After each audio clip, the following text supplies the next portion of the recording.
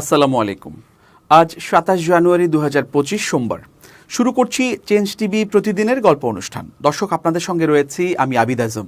শুরুতেই সংবাদ শিরোনাম। তুরস্কের গোলাবারুদ দিয়ে বিএনপিকে ধ্বংসের পরিকল্পনা। সামরিক ক্ষেত্রে বাংলাদেশ পাকিস্তানের যৌথ উদ্যোগ গ্রহণ। ইসলামী আন্দোলন বাংলাদেশের সঙ্গে যে 10 বিষয়ে একমত হল বিএনপি। এবার বিস্তারিত। দ্বাদশ জাতীয় সংসদ নির্বাচনের আগে বিএনপি জামায়াতের সরকার বিরোধী আন্দোলন দমাতে তুরস্ক থেকে 20 লাখ গোলাবারুদ আমদানি করে আওয়ামী লীগ সরকার। এরকম একটি খবর প্রকাশ করেছে মানবজমিন। খবরে বলা হয়েছে, মূলত আওয়ামী লীগের একতরফা নির্বাচনকে বাধা দিতে জুলাই থেকেই সরকার বিরোধী আন্দোলন দানা বাঁধতে শুরু করে। আন্দোলন ঠেকাতে ঢাকা মেট্রোপলিটন পুলিশ তড়িঘড়ি করে সরকারকে বিপুল সংখ্যক অস্ত্র ও গোলাবারুদ সংগ্রহের একটি চাহিদাপত্র দেয়। চাহিদা অনুযায়ী দ্রুত সময়ে গোলাবারুদ সংগ্রহ করে সরকার। জানা গেছে, তৎকালীন ডিএমপির যুগ্ম পুলিশ কমিশনার বিপ্লব কুমার সরকারের নেতৃত্বে 3 সদস্যের একটি দল আমদানির আগে ওই গোলাবারুদের গ্রহণযোগ্যতা পরীক্ষা নিরীক্ষা করতে তুরস্ক সফরে যান। সফরে যাওয়া বাকি 2 জন হলেন স্বরাষ্ট্র মন্ত্রণালয়ের জননিরাপত্তা বিভাগের যুগ্ম সচিব ধনঞ্জয় কুমার দাস ও পুলিশ সদর দপ্তরের পুলিশ সুপার দেওয়ান জালাল উদ্দিন চৌধুরী। গত বছরের 29শে আগস্ট স্বরাষ্ট্র মন্ত্রণালয়ের জননিরাপত্তা বিভাগের সিনিয়র সহকারী সচিব জাহিদুল ইসলাম স্বাক্ষরিত এক চিঠিতে তাদের বিদেশ যাওয়ার অনুমতি দিয়ে একটি প্রজ্ঞাপন জারি করা হয়। পুলিশ সূত্রে জানা গেছে, তুরস্ক থেকে সংগ্রহ করা ওই অস্ত্র দিয়েই 28শে অক্টোবর বিএনপির মহাসমাবেশে হামলা করেন পুলিশ। আমদানি করা গুলি, tear shell, rubber bullet, sound grenade, hand grenade ও ভারী বল কার্তুজ বুলেটে সেদিন বিএনপি ও অঙ্গ সংগঠনের বিপুল সংখ্যক নেতাকর্মী আহত হন। এদিন নয়াপল্টন, কাকরাইল, পুরানা পল্টন, দৈনিক বাংলার মোড়, মতিঝিল রণক্ষেত্রে পরিণত হয়। পুলিশের মুহুর্মুহু গুলিতে দুপুরের আগেই বিএনপির মহাসমাবেশ পণ্ড হয়ে যায়। অলিতে গলিতে পুলিশের গুলিতে শত শত নেতাকর্মী আহত হন। পুলিশের এই সূত্র বলছে, ব্যাপক প্রস্তুতির অংশ হিসেবেই মজুদ বাড়াতে আগাম এই অস্ত্র গোলাবারুদ সংগ্রহ করে রাখে পুলিশ, যা 28শে অক্টোবরেই প্রথম ব্যবহার করা হয়। 2018 সালের নির্বাচনের পরে এটি ছিল পুলিশের সবচেয়ে বড় গোলাবারুদ আমদানির চালান। নথিপত্র ঘেঁটে দেখা গেছে, 2023 সালের 1 জুলাই তুরস্কের সঙ্গে অস্ত্র ও গোলাবারুদ আমদানির একটি চুক্তি করেন আওয়ামী লীগ সরকার। ওই বছরের 5ই সেপ্টেম্বর গোলাবারুদের ব্যবহারযোগ্যতা পরীক্ষা করতে তুরস্কের সমরাস্ত্র কারখানা পরিদর্শন করেন 2 পুলিশ সদস্য ও 1 সচিবসহ 3 জন। দেশে ফিরে তারা ছাড়পত্র দিলেই অক্টোবর মাসের দ্বিতীয় সপ্তাহে তুরস্ক থেকে বিপুল সংখ্যক এই গোলাবারুদের চালান বাংলাদেশে আসে। পরে তা পুলিশের বিভিন্ন ইউনিটে পৌঁছে দেওয়া হয়। ওই অস্ত্র দিয়ে নির্বাচনের আগ পর্যন্ত চলা আন্দোলনে বিরোধী দলীয় নেতাকর্মীদের উপর ব্যবহার করা হয়। সর্বশেষ জুলাই আগস্টের ছাত্র জনতার আন্দোলনে ব্যাপক হারে এই গোলাবারুদ ব্যবহার করে পুলিশ। অতীতে এত সংখ্যক অস্ত্র আমদানি হয়েছে কিনা জানতে চাওয়া হলে পুলিশের সাবেক মহাপরিদর্শক আইজিপি নূর মোহাম্মদ মানবজমিনকে বলেন, অস্ত্র আমদানির বিষয়টি মজুতের উপর নির্ভর করে। চাহিদা অনুযায়ী মজুত না থাকলেই তখন আমদানি করা হয়। আমাদের সময় এত গোলাবারুদ একসঙ্গে আমদানি হয়নি, তখন আমাদের চাহিদাও কম ছিল। পাকিস্তানের সঙ্গে বাংলাদেশের সামরিক সম্পর্ক বাড়াতে আন্তর্জাতিক ফ্লিট রিভিউতে অংশ নিতে পাকিস্তানের করাচি যাচ্ছে বাংলাদেশ নৌবাহিনীর যুদ্ধজাহাজ বানৌজা সমুদ্রজয়। রোববার দুপুরে জাহাজটি চট্টগ্রাম নেভাল জেটি ত্যাগ করে। রাতে আন্তঃবাহিনী জনসংযোগ অধিদপ্তর আইএসপিআর এর পক্ষ থেকে পাঠানো এক সংবাদ বিজ্ঞপ্তিতে এ তথ্য জানানো হয়। সংবাদ বিজ্ঞপ্তিতে বলা হয়, আগামী 7 থেকে 11 ফেব্রুয়ারি 2025 পাকিস্তানের করাচিতে অনুষ্ঠেয় এক্সারসাইজ AMAN 2025-এ অংশগ্রহণের উদ্দেশ্যে বাংলাদেশ নৌবাহিনী জাহাজ বানৌজা সমুদ্রজয় চট্টগ্রাম নৌবাহিনী জেটি ত্যাগ করে। রোববার জাহাজটি চট্টগ্রাম ত্যাগকালে নৌবাহিনীর ঐতিহ্যবাহী রীতি অনুযায়ী সুসজ্জিত বাদক দল কর্তৃক বাদ্যযন্ত্র পরিবেশনের মাধ্যমে আনুষ্ঠানিকভাবে জাহাজটিকে বিদায় জানানো হয়। আইএসপিআর জানায়, এ সময় স্থানীয় পদস্থ নৌ কর্মকর্তা বৃন্দ এবং জাহাজে গমনকারী কর্মকর্তা ও নাবিকদের পরিবারের সদস্যরা উপস্থিত ছিল। এক্সারসাইজ AMAN 2025-এ বিশ্বের বিভিন্ন দেশসমূহের উচ্চ পর্যায়ের প্রতিনিধি, পর্যবেক্ষক, সমর বিশারদগণ এবং বিশ্বের বিভিন্ন দেশের নৌবাহিনীর জাহাজসমূহ অংশগ্রহণ করবে। বাংলাদেশ নৌবাহিনী জাহাজ বানৌজা সমুদ্র জয়ের অধিনায়ক ক্যাপ্টেন মোহাম্মদ শাহরিয়ার আলম এর নেতৃত্বে 33 জন কর্মকর্তা, 58 জন প্রশিক্ষণার্থী কর্মকর্তা সহ সর্বমোট 274 জন নৌ সদস্য আন্তর্জাতিক ফ্লিট রিভিউতে অংশগ্রহণ করবেন।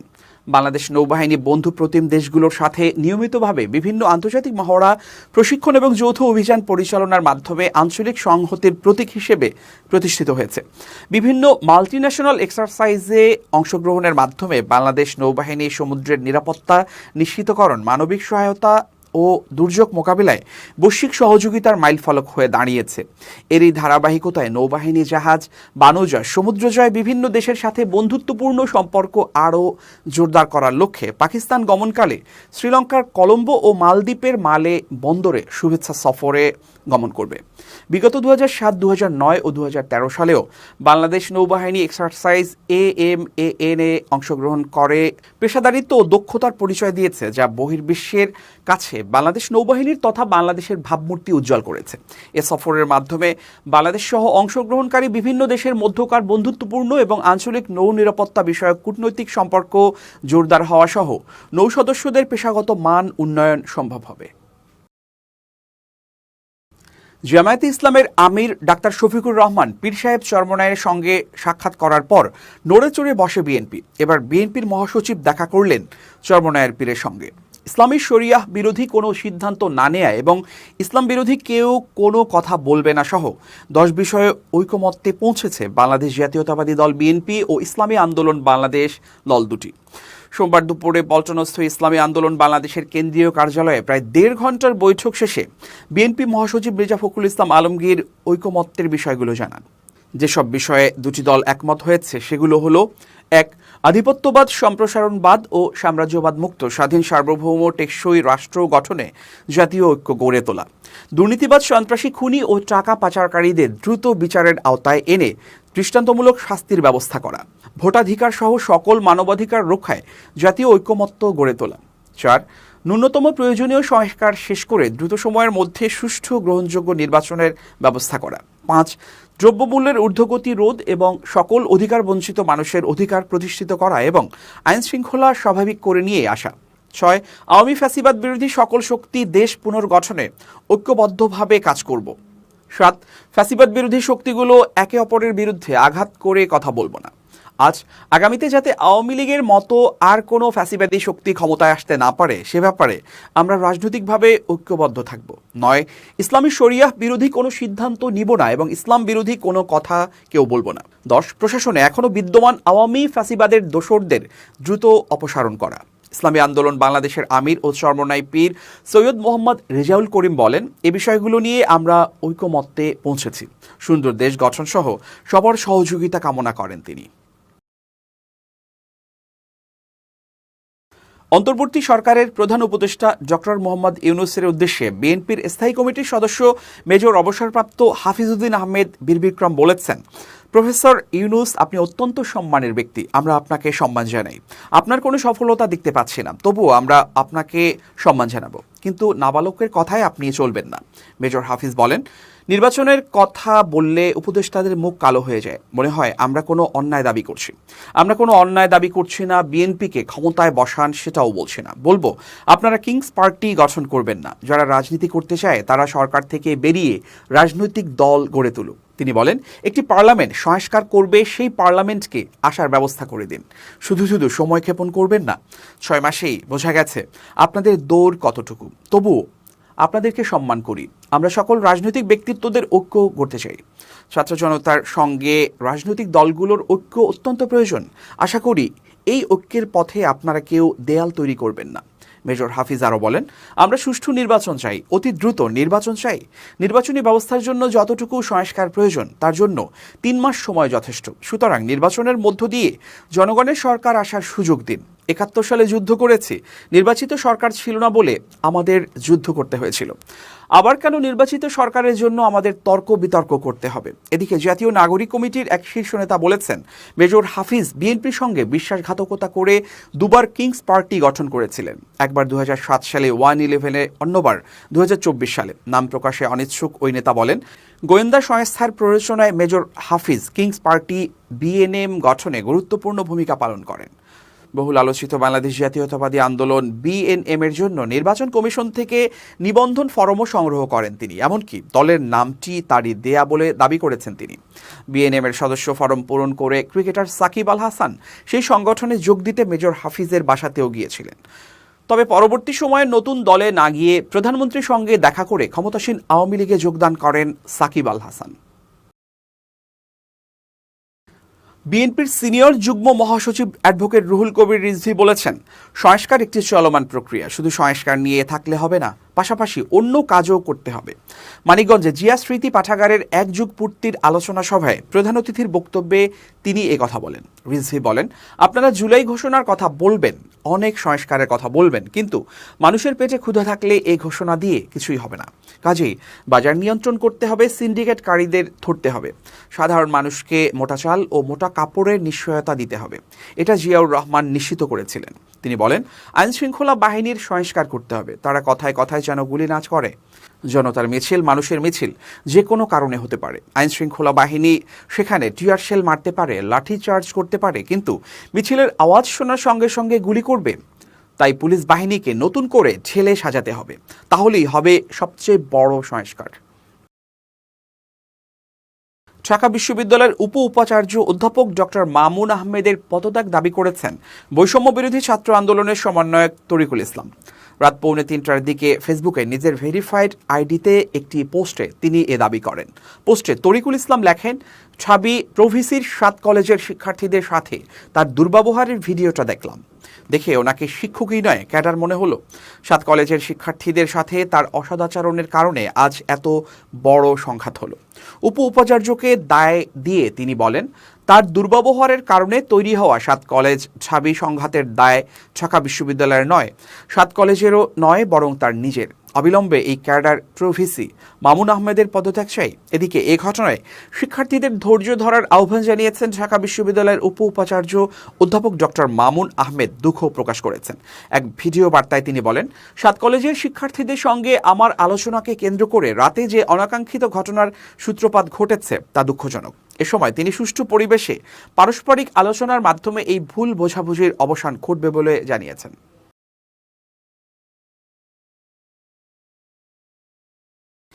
জুলাই ছাত্র জনতার আন্দোলনের সময় রাজধানীর রামপুরায় একটি ভবনের ছাদের কার্নিশে ঝুলে থাকা তরুণকে গুলি করার ঘটনায় আলোচিত পুলিশের উপপরিদর্শক চঞ্চল চন্দ্র সরকারকে গ্রেপ্তার করা হয়েছে।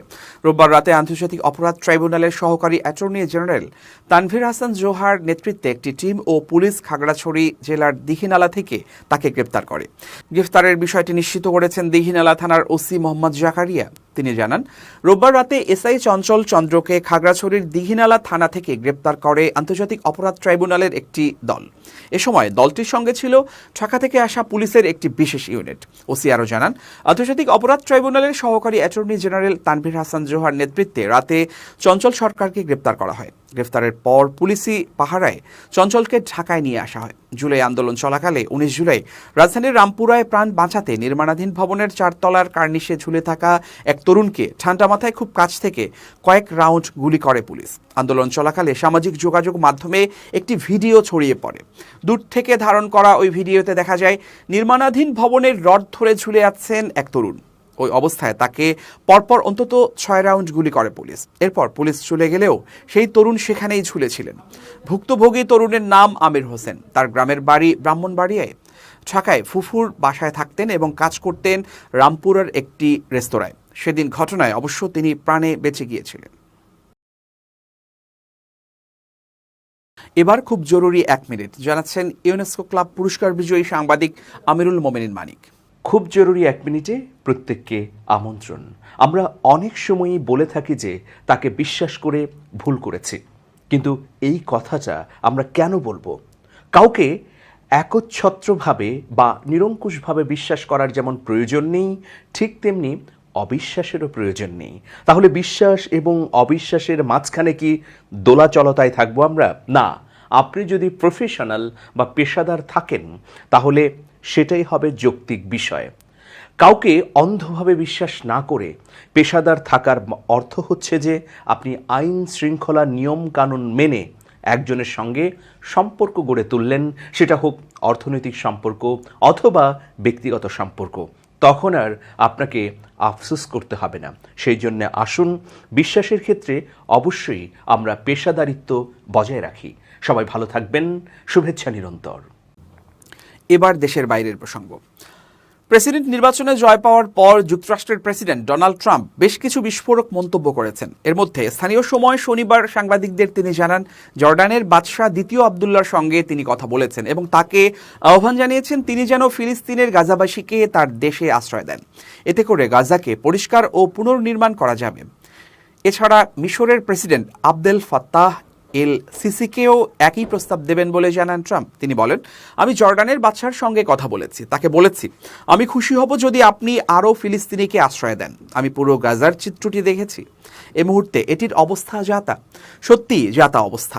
আমরা গাজার পুরো বিষয়টি পরিষ্কার করতে চাই। তিনি আরও বলেন, আমি জানি না, কিন্তু কিছু একটা হতে হবে। বর্তমানে গাজা একটি ধ্বংসস্তূপ, প্রায় সব কিছু ধ্বংস হয়ে গেছে, মানুষ সেখানে মারা যাচ্ছে। আমি আরব দেশগুলোর সঙ্গে কথা বলবো এবং গাজাবাসীর জন্য অন্য জায়গায় আবাসন তৈরি করব। আমি মনে করি সেখানে তারা শান্তিতে বাস করতে পারবেন। ট্রাম্পের এমন বক্তব্যের পর এ নিয়ে প্রতিক্রিয়া দেখিয়েছে গাজার শাসক হামাস ও সাধারণ মানুষ। হামাস কর্মকর্তা বাসিম নাসিম বলেছেন, ট্রাম্প যদি ভালোর জন্য এমন প্রস্তাব দিয়ে থাকেন তাতেও কোনো লাভ হবে না, কারণ গাজাবাসী তাদের মাতৃভূমি ছাড়বে না। গাজার এক বাসিন্দা বলেছেন, আমাদের জোর করে উচ্ছেদ অসম্ভব, অসম্ভব, অসম্ভব। এদিকে ট্রাম্প প্রায় মুখ ফুসকে বিতর্কিত মন্তব্য করেন। গাজা নিয়ে তার সর্বশেষ বক্তব্য কি এমন কিছু কিনা, এমন প্রশ্ন দেখা দিয়েছে। তবে ইসরায়েলি সংবাদ মাধ্যম চ্যানেল 12-এর বিশ্লেষক অমিত সেগাল মার্কিন সংবাদ মাধ্যম সিএনএনকে ইসরায়েলি কর্মকর্তাদের উদ্ধৃত করে বলেছেন, ট্রাম্পের এই বক্তব্যে মুখ ফুসকে বের হয়ে যাওয়ার কথা নয়। এটি যা ধারণা করা হচ্ছে এর চেয়েও বড়। আর এক্ষেত্রে ইসরায়েলের সঙ্গে সমন্বয় করা হচ্ছে, যা বোঝাচ্ছে ফিলিস্তিনিদের গাজা থেকে সরানোর ইসরায়েলি গভীর চক্রান্তের অংশ এটি। দর্শক, শেষ করছি প্রতিদিনের গল্পের আজকের গল্প। changeTV.press বাংলাদেশের ইউটিউব জার্নালিজমের অগ্রদূত। ভিজিট করুন এর ওয়েবসাইট www.changetv.press, youtube.com/changetvpress এবং সাবস্ক্রাইব করুন চ্যানেলটি। নিয়মিত লাইক, কমেন্ট ও শেয়ার করে আপডেট রাখুন নিজেকে। ভালো থাকুন, নিরাপদে থাকুন, শুভেচ্ছা নিরন্তর। changetv.press, এক ফোঁটা হলুদও নেই।